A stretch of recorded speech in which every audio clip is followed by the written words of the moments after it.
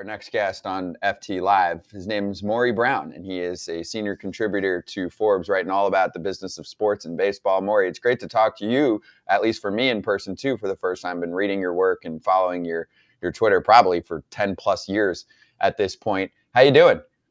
I'm doing great. How are you guys doing? We're doing well. So I wanted to give you some context here too. And you've been on our list for a while of someone to reach out to, but specifically we had many fans asking us to get more insight on where the business of baseball is, especially on the TV side, because I've called it the excuse of the offseason for some ownership groups is, hey, we're broke or we're poor or we can't spend that much money because we don't know what our budget is with TV deals. So are those legit excuses, and where are we at on that front? Yeah, I think I'd look at this a couple of different ways, right? I mean, there's the overarching piece of it, which is, there's absolutely some uncertainty going on right around the whole regional sports network thing. But much like the clubs itself, when it comes to roster construction or what have you, they're all a bit different, right? I mean, the Dodgers are in a much better position than, say, a small market club with small revenues, right? So let's just take the overall. So first of all, there are, of course, a number of them, right? 11 of them right now that are under the Diamond Sports Network overarching piece, the Bally Sports group of regional sports networks that are an open question, right? That's under bankruptcy. And so that has a bunch of skittishness going on, right? So you add that, and then you start looking around at other regional sports networks and just how the entire model is changing. So look, I would say that in some of these cases, I think it's legitimate to look at it with a critical eye. I don't understand what's going on with the Seattle Mariners. Yes, they moved Root Sports to a higher, more expensive tier. But then last season, they had the All-Star game. They also were coming off a playoff berth, right, for the first time in forever. So that increased their attendance. So I question that one. But some other ones I think is legitimate, right? I mean, I just think that if you're looking at for cost certainty, clubs just don't know where to go. And if you're trying to figure out long-term contracts where money may, of course, stretch out over multiple years and there's uncertainty on how it's going to look and how that revenue stream is going to be, well, maybe there's some legitimacy to that. This is great. And I'm glad you brought up the Mariners, Maury, because that's one of the teams we have really, really focused on this offseason. And many fans have been questioning what the heck's going on. And of course, there's no transparency from the ownership group. There's just Jerry Dipoto wheeling and dealing, trying to make incremental improvements to his team and basically saying he's dealing with significant financial restraints. So here's where I need more context on what they're doing and why, from a business sense, this even makes sense. So I know they're worried that Xfinity is moving their channel to a more expensive programming package, right? And that already happened technically, that happened, on October 10th, right? So they're worried that people are going to drop that, and it's going to hurt their revenue, and that subscriptions will decrease and they will make less money. Okay, that makes sense. So What's a good way to prevent people from canceling subscriptions? I don't know, having a freaking banger of an off season when you've been tanking for years and this is your time to shine. A great way to piss me off and get me to press cancel is to do nothing and to not say anything about it and either keep payroll the same or lower it. Like, that's not how you invest in your business, is it? Yeah, I mean, when I spoke to Jerry and he, during the winter meetings, first of all, unsurprisingly, he said, I'm not going to talk about the budget. Okay. He doesn't control that. He did say to preach patience, which is very difficult when you're the Seattle Mariners, right? I mean, fans have been pretty patient for a very long time. He said that the offseason was long. And as we saw recently, right, there have been some moves. Now, are those moves kind of questionable? I mean, yes, you move Marco Gonzalez. Yes, you move Robbie Ray. Both of those were pieces that probably were not going to be impact guys. Certainly Ray wasn't going to come back until probably mid-season. But you pick up Haniger, right? You pick up two guys, right, that are going to have some injury questions. None of this bodes well for season ticket purchases. And the only logic here can be, well, something else is in the offing. We're going to go ahead and we're going to do something between now and when spring training starts. And that will get people excited and at least do some packages. But I don't know, guys. I mean, it really started, right, when they traded Paul Sewald, right? I mean, you had that happen with the Diamondbacks last season, and you had a bunch of churn going on there, noticeably Cal Raleigh in his conversation. So I do think that it does not bode well. I think that you have a bunker mentality going on right now because if you're a club, you're used to having cost certainty. You know what your TV revenues are going to be. And the Mariners, of course, have an equity stake, the majority equity stake in Root Sports Northwest. So it affects advertisers, not just for the Mariners. I mean, they're looking at the Blazers, who are terrible. They're looking at the Kraken, which hasn't moved the needle. And so if you're sitting there going, wow, we're going to drop advertisers or we're going to have trouble selling advertisers, and we're a majority owner of this thing, well, one hand is shaking the other, right? I mean, it's affecting them one way or the other. I just don't know. Again, you knew you were getting the All-Star game. You knew you were going to see an increase in attendance. This just doesn't bode well when you should have been maybe, socking money away for a rainy day. So again, I think that it's a bunker mentality that doesn't need to take place all the time. You go back and look at the Padres and you look at the Diamondbacks, right? Both of them were dropped from Diamond and picked up by the league. The Padres certainly didn't have any problems. It's not like anybody didn't know about this thing. I mean, everybody has been paying attention to this thing for a while. So it's not like it should have come out of the blue for any of them. Okay, a couple of things for you, Maury, before I get to my question. I'm going to change the subject a little bit. One, they're only trying to win 54% of the time. So if they lose a couple advertisers, it's okay. It's okay, right? And then second of all, be careful what you say because Cal Raleigh got scolded for saying what he said. So if you know Jerry DiPoto, he might be on line 2 calling you saying, hey, listen, Maury, don't talk shit because I will scold you and tell you to change. And then tomorrow you'll call us and want to come back on and say, I'm sorry, I didn't mean what I said. I was just kidding. And, no one told me to say that. So it's okay. Just be careful when you talk about the Mariners, how it all fits in. You don't work for them. It doesn't matter. Jerry's reach is everywhere. Okay, like the league. Now, my question is you're talking about the TV deals and fans. One of the major questions I get from fans is blackouts.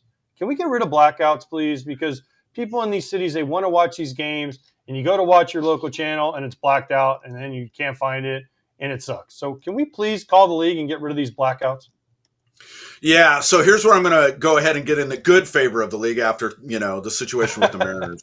If you talk to league representatives, they will tell you that they have actually improved the blackout situation and addressed it. Now, the way that they describe it is different than maybe how you and I see it. So we'll go back to the Padres and the Diamondbacks, right, where they picked it up.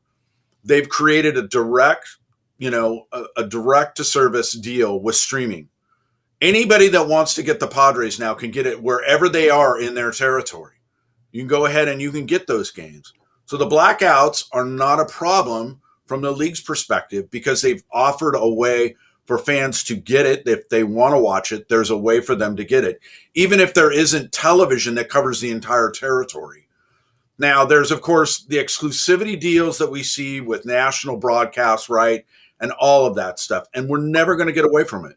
It's never going to happen. As long as ESPN and Disney, as long as Apple or whatever the streaming service is that eventually gets it, they're going to want to ink a deal that's going to move people to their service to try and get them to watch games. So again, where it overlaps and somebody says, hey man, I purchased, MLB.TV premium. How come my game is blacked out when there's a national deal on and their windows are blocked out? Well, that's your answer right there. It's due to exclusivity agreements, and I don't know if we're ever going to be able to see that entirely go away, AJ. Are we killing baseball because of all this? Because it's a regional sport, it's never going to have the national touch that NFL has because of how it's been structured. Are we killing baseball and the popularity of baseball this way? And can it be saved? Yeah, I mean, this is a great question. The biggest story has been the regionalization of sports. And once the regional sports networks started to broadcast the vast majority of games, you were going to get fans that were going to become hyper, polarized around their local team. This kind of makes sense, right? I mean, way back in the day when we had the game of the week on national television, you were kind of, a captive audience. You were going to watch whatever they were going to broadcast. So if it was the Dodgers and you lived, no matter where, you were going to watch the Dodgers. That is not the case now. And you really are going to want to watch your local team and root for them. So in that sense, it's a double-edged sword. And the regionalization of sports and the regional sports networks have been a boon to baseball. I mean, it is a huge cash cow for many of them. But again, that's the thing, that's the trade-off. The advertisers love it. They can blanket across the regional sports networks, and they will rule cable during the summer when that goes on. But again, as this whole thing shifts over, you've got, 30 clubs that are dealing with this churn around this shift from traditional television to streaming. And so that's the catch-22 that they're in right now. Until that thing evens out and they know exactly what that's going to look like, it's going to be problematic. And the big problem, guys, is, look, television deals can be, 5, 10 years long. And I think it's going to be, 1 or 2 years or, 3 or 4. I think that they're going to get into a problem with that. So again, I don't think anybody can look at it right now and figure out exactly how it's going to look. I think that what you're going to have is option overload. Hey, I just want to know where I'm going to watch my team. And that becomes a problematic when that shifts and moves from year to year to year, or every 2 or 3, or every 4 or 5. You don't have that with the NFL. You pretty much know where you're going to get it. And if you're, say, a Yankees fan, I think last year they got the count up to maybe 8 spots that you'd have to go to figure out where the game is. So it gets a little hefty. So that's part of my question is, how can we fix this? Like, the regionalized aspect has its pros and cons. I think there's significant cons in terms of the sports cultural relevance, and even looking at World Series ratings when there's 2 teams that are maybe not your classic New York, LA, even Philly had a strong following, Chicago, etc., and the ratings don't do well. And I certainly felt we're able to judge what our audience looks like from a metrics perspective. How many fans of certain teams just did not care once their team was out? So is there any way to fix that? Like, should MLB try and eat some money to make sure some games are on those major networks? And then on the young fan side, I think if you have 8 spots for them to go, and there's other decisions that have been made by the league, they're not connecting there either. So are there any kind of strategies that they should be considering that maybe the NFL and the NBA are doing much better than them? Yeah, this is a tough question. Part of it, guys, is the design of the game. I mean, it's really, baseball is brand centric, right? I mean, you mentioned it, hey, in years where there's not some, if it's not the Red Sox or the Dodgers, the Yankees, I mean, the usual suspects, right? It doesn't resonate.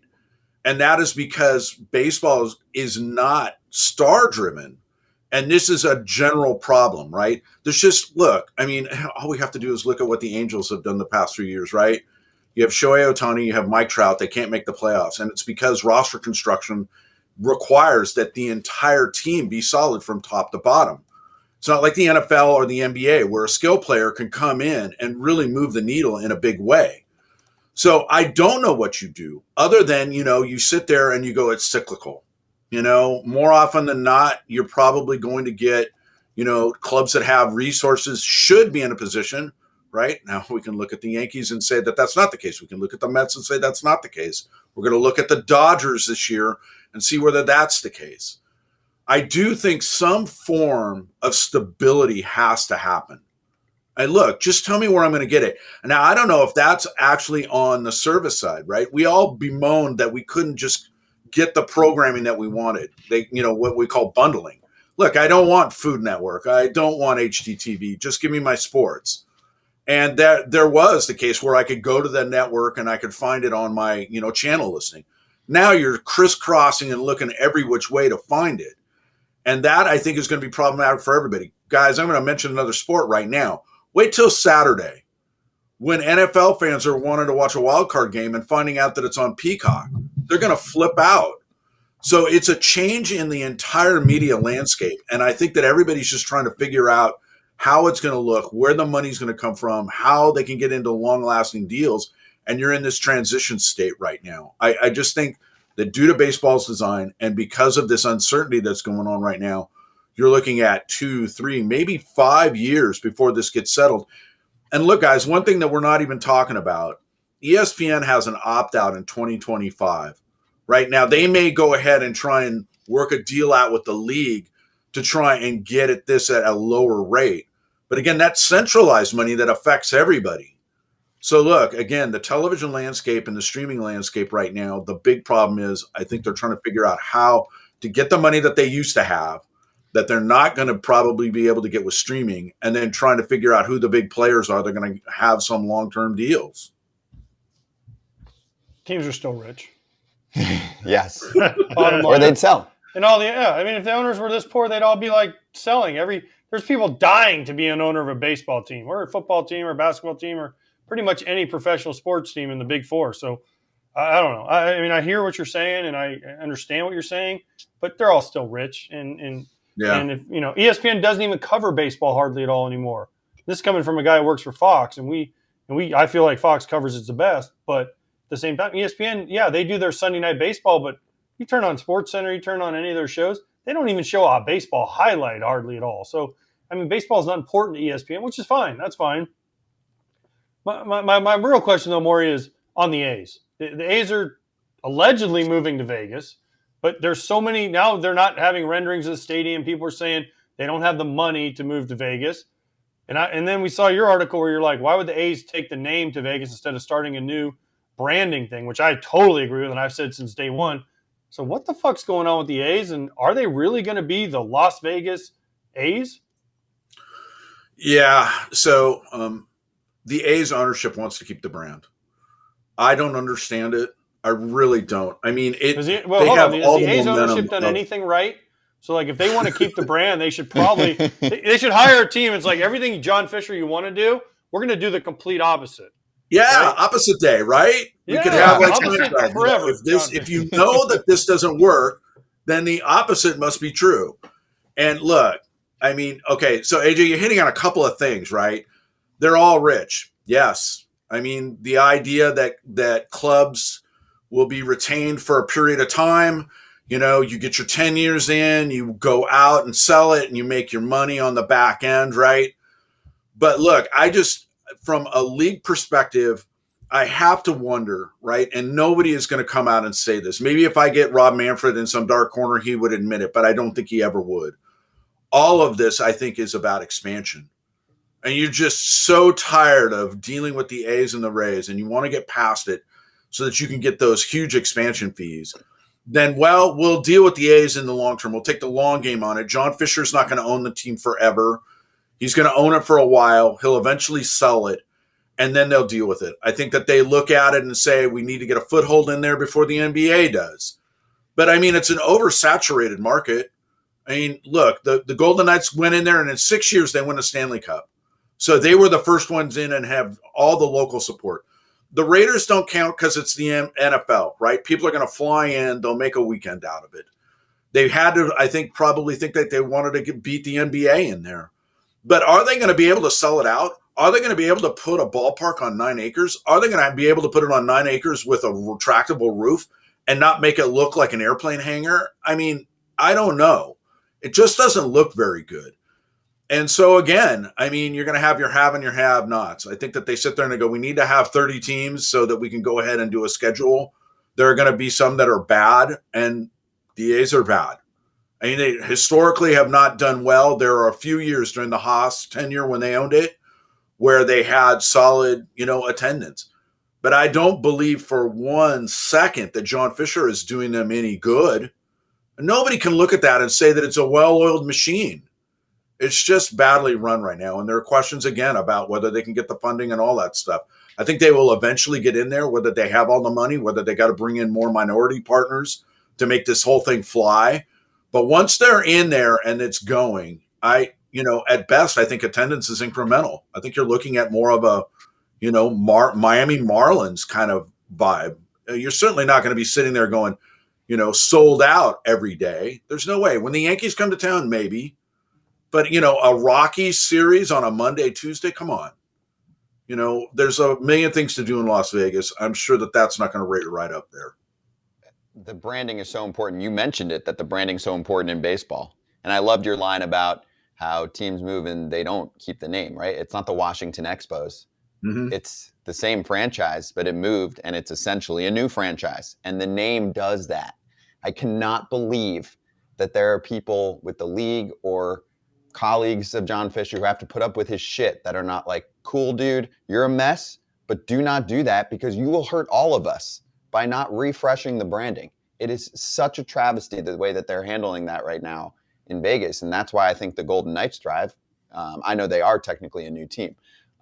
In my mind, though, my question for you has to do with owners and GMs and how GMs have to be the front people, right? Which goes back to what we were talking about even with Dipoto. He has to be the front person. He has to just take the hits, even though I think he's done a pretty good job this offseason of trying to at least tinker with what he's working with. So why do owners have to do that, though, for John Fisher, right? These are billionaires that should be able to live their lives, do whatever they want. Even if they came out and said, listen, I've got to vote for this because I'm being pressured and there's all kinds of shit going on, but what he's doing is fucked up. Like, not even one owner saying anything like that. To me, you're such a sellout. Like, isn't that why you're rich? So you can do what you want?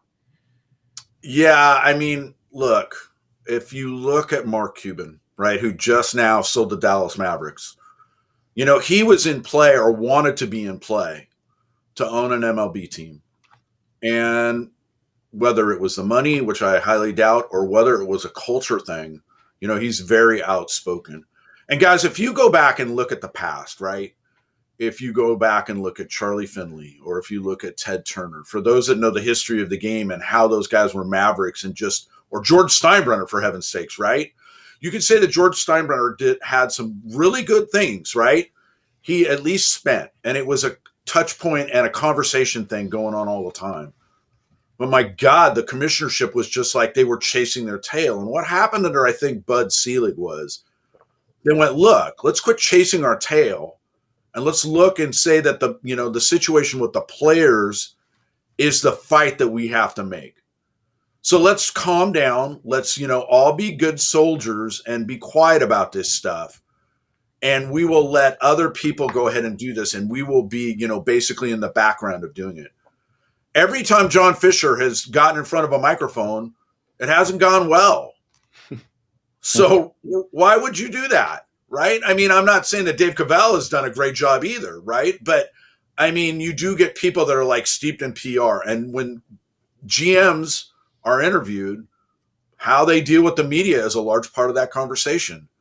I mean, look, the other sports have very outspoken owners, whether it's Jerry Jones or Robert Kraft, or we mentioned Mark Cuban, right? There are other guys, but there are other ones that are awfully quiet.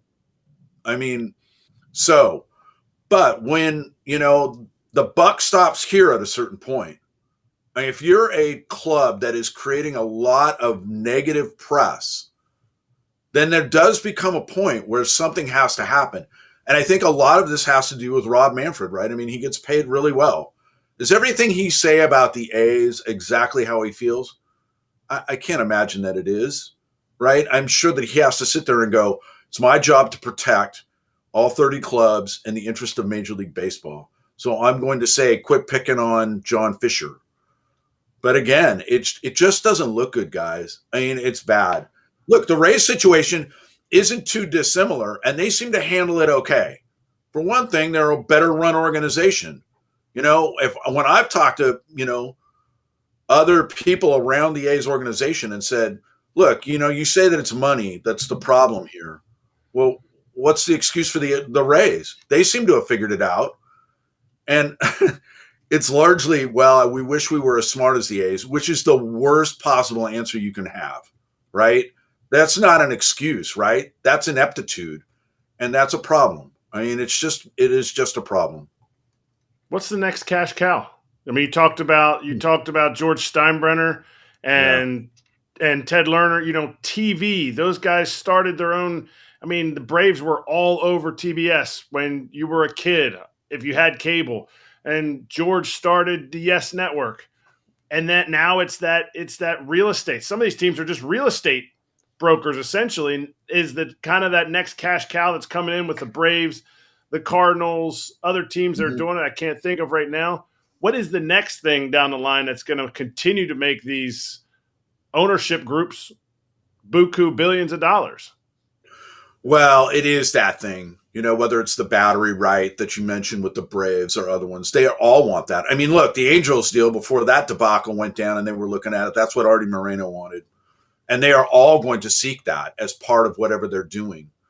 because what it does is it just diversifies it. Look, it's money you're going to make that's actually off the books. I mean, the holdings, the real estate holdings that an owner has, they get to benefit from the walk up of game days, right? Or other non-baseball related events, but it doesn't count against your bottom line for that club. So look, you could sit there and say, well, in bad years when we're not competitive and we don't have attendance, I can pour that money in, or they can pocket that money, right? I mean, you really are on this idea that clubs should be trying to win. I mean, it's just the idea that you're holding on as an asset to just make money is not how any sports league should operate. Look, I think the thing that they're going to have to look at is stuff that's already around. And one of the big ones, of course, is sponsorship money. I mean, that is a big thing going on right now. I mean, they grew sponsorship money last year considerably at both the league and club level. And part of that is, uniform patches and stuff that make purists absolutely go ape, right? They just lose their mind over this stuff. But the idea is normally the lead up to it, people are upset about it. Once it happens, then it's gone. And we don't really talk about it too terribly much unless somebody like me brings it up. So again, I think that they're going to have to try and figure out other ways to do that. They're going to have to look at how television is. And then whatever the new thing is, I don't know what it is, guys. I really don't. I mean, I try and think about it every year. The league has got smarter people than me.